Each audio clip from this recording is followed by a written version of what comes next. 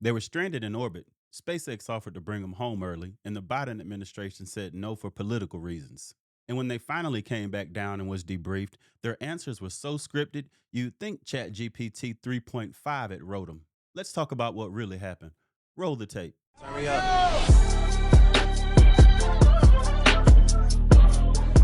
When you found out you were not coming home, what was your first thought?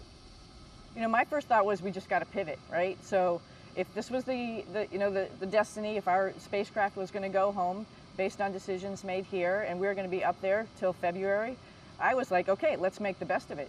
We, like Butch mentioned, we planned, we trained that we'd be there for some part of a time. So we were ready to just jump into it and take on the tasks that were given to us. So actually, I'll tell you, deep inside, I was a little excited because I love living in space. I love everything about it up there. I love seeing how the space station had changed since I was there last. It's rocking, it's moving. There's so many science experiments that are going on up there, and just, honored to be a little part of it, So you find out you're stranded in outer space, and your first emotional response is excitement.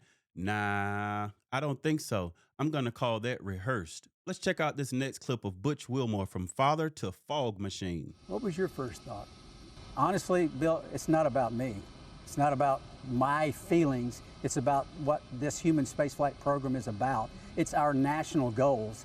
And I have to wrap my mind around what does our nation need out of me right now. That's going back to, when we're in the fleet and we're, operating from the pointy end of the spear. We're an instrument of our nation, of our national goals. And did I think about not being there for my daughter's high school year? Of course. But compartmentalize, we've trained them to be resilient, my daughters and my family. We talk about these things. We talk about the fact that there's no given. This is a test flight. We don't know what's going to happen. We might not be back in 8 days or whatever the plan was. And focus on that, focus on the mission. Not about you.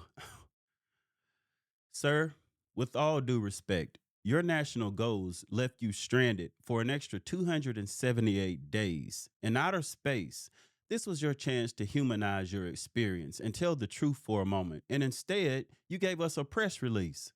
Let's jump to this next clip of Elon Musk's interview before rescuing the astronauts. I just want to clarify on the issue of whether or not you had offered to send this rocket to space to rescue these astronauts sooner to Joe Biden and Kamala Harris. I heard somebody earlier today say, in fact, that didn't happen when I believe it did. No, we definitely offered to return the astronauts earlier. There's no question about that. The astronauts were only supposed to be there for 8 days, and they've been there for almost 10 months. So obviously that doesn't make any sense. SpaceX could have brought the astronauts back after a few months at most, and we made that offer to the Biden administration. It was rejected for political reasons.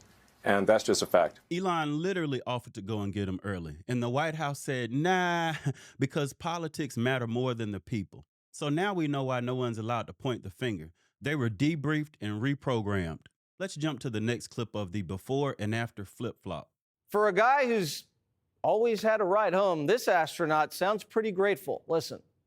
We're coming back before long, so, don't make all those plans without me. I can tell you at the outset, all of us have the utmost respect for Mr. Musk, and obviously respect and admiration for our President of the United States, Donald Trump. We appreciate them. We appreciate all that they do for us, for human spaceflight, for our nation. Look at that shift. Before they got home, raw, real, and unsure.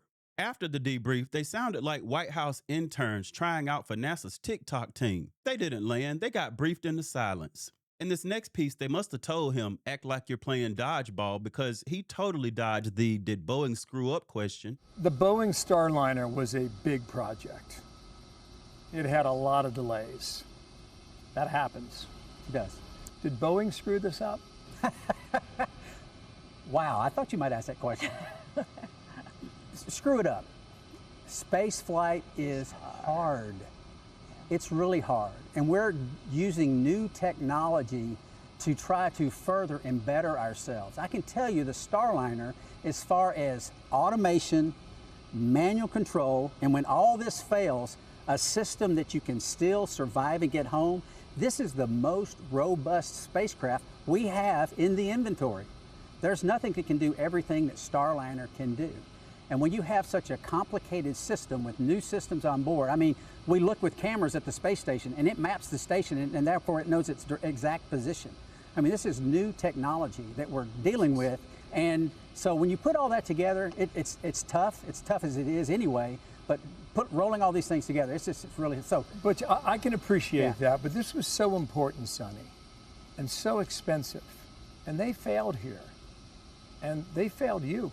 They were asked if Boeing failed them, and instead of answering the question, he gave a sales pitch on the Starliner. No one cares how many sensors it has if the ride's delayed 9 months. In this next piece, watch Sonny tiptoe around the failure. But this was so important, Sonny, and so expensive. And they failed here. And they failed you. I wouldn't really characterize it as that. Like Butch mentioned, the spacecraft is pretty complicated, and the way they've integrated all the different types of systems together is pretty awesome. Putting people on spacecraft and launching them into space for extended period of times, it's hard. It's not just, here, jump in, go up, and come back down.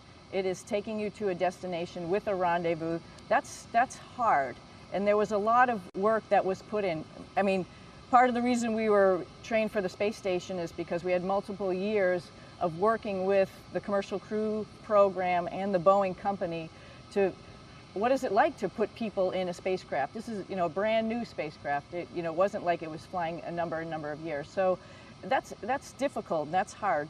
I would say, let's add to your question, there was a lot of testing that's required when you put people in a spacecraft.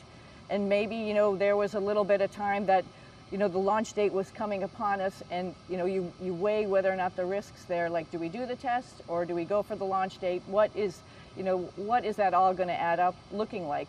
And there were lots of conversations about launch dates and what testing and looking at the data, analyzing the data, whether or not it was an actual test or a partial test of some of the systems that were on board, and weighing whether or not that was good enough or not good enough. So I wouldn't characterize as they failed us. I'd characterize as there was a huge team that was working together diligently to try to weigh all the risks of putting people in a spacecraft for the very first time with brand new systems like Butch was mentioning, and seeing, how that was all going to work. You wouldn't characterize this as a failure? The whole mission missed its exit, and you all still won't say someone screwed up. That's not loyalty. That's called PR. Watch Butch in this next clip laugh at the term marooned. I just want to put a fine point on this because, Butch, you said we don't feel abandoned, we don't feel stuck, we don't feel stranded. Right. Could I use the word marooned? Okay, so any of those adjectives, they're very broad in their definition. So, okay, in certain respects, we were stuck. In certain respects, maybe we were stranded, but based on how they were couching this, that we were left and forgotten and all that, we were nowhere near any of that at all. So stuck, okay, we didn't get to come home the way we planned. So in one definition, we're stuck, but in the big scheme of things, we weren't stuck. If Elon hadn't sent a ride, y'all would still be floating. Y'all were as stuck as a Windows update. In this next clip, Butch says everyone's to blame. Everyone's culpable. But let me comment back on this other. They failed you. Who's they? There are many questions that, as the commander of CFT, I didn't ask. So I'm culpable. I'll admit that to the nation. There's things that I did not ask that I should have asked. I didn't know at the time I needed to ask them, but in hindsight, some of the signals were there. Is Boeing to blame? Are they culpable? Sure. Is NASA to blame? Are they culpable? Sure. Everybody has a piece in this because it did not come off. There were some shortcomings in tests, shortcomings in preparation that we did not foresee. So, yeah, could you point fingers? I don't want to point fingers. I hope nobody wants to point fingers. We don't want to look back and say, shame, shame, shame. We want to look forward and say, let's rectify what we've learned and let's make the future even more productive and better. That's the way that I look at it. So now, I think the way the nation should look at it. Cool story, but he didn't ask for a glut circle. He asked who messed up, and y'all still won't say it. Let's jump to our next clip where Butch compares the mission to military deployment. And you've got two girls in school, high school and college, and sometimes it's harder for the families than it is for you. Absolutely. Absolutely. And you have to tell them, Yep. honey, I'm not coming home. Yep. Yep. That's part of the job that we do. That's part of the results. It's not just us. Yeah, that happened with us, but it happens every single day by people that are passionate about doing their part for their country in various roles, in the military, in the police forces, and all that. This is a common occurrence.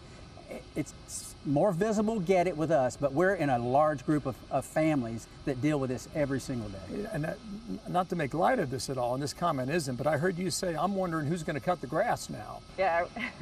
But I really think in your jobs, it's more difficult for your loved ones sometimes than it actually can be for you. Oh, I absolutely agree with that. In a normal situation, but this wasn't normal. This wasn't combat. This was corporate chaos at zero gravity. So stop hiding behind service when it was Boeing, NASA, and politics that left you all stranded.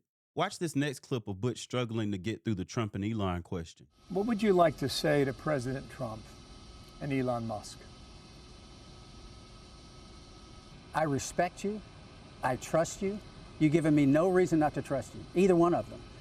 What they say, I can't say what they say. I haven't lived that.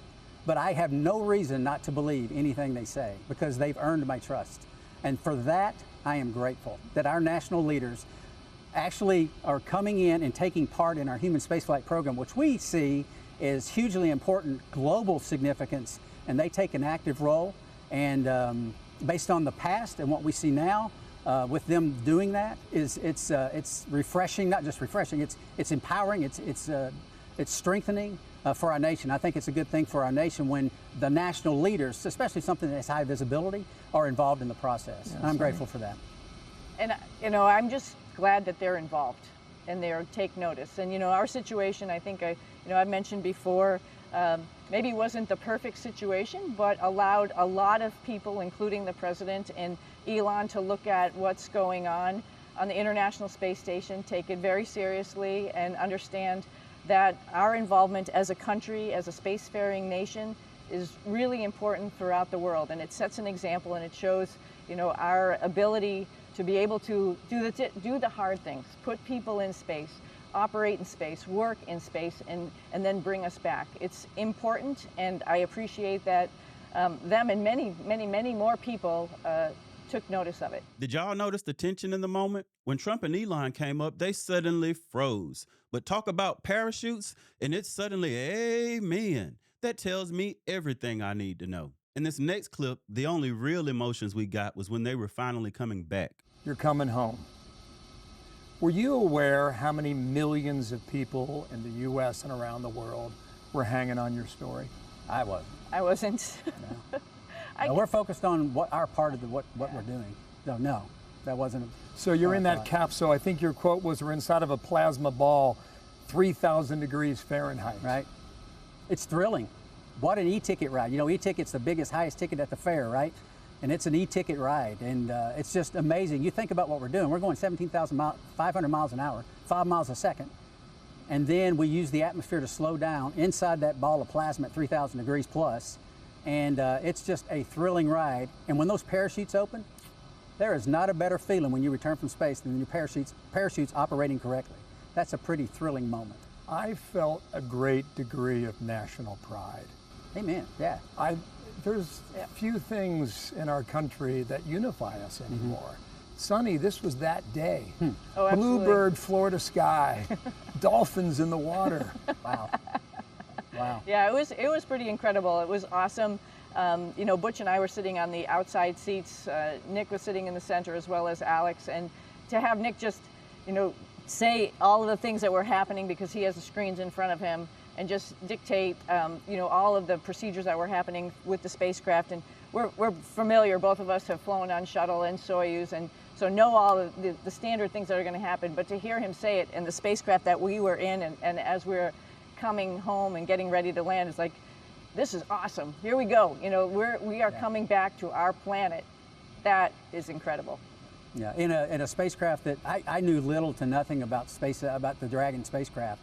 So we did onboard training, learned a substantial amount.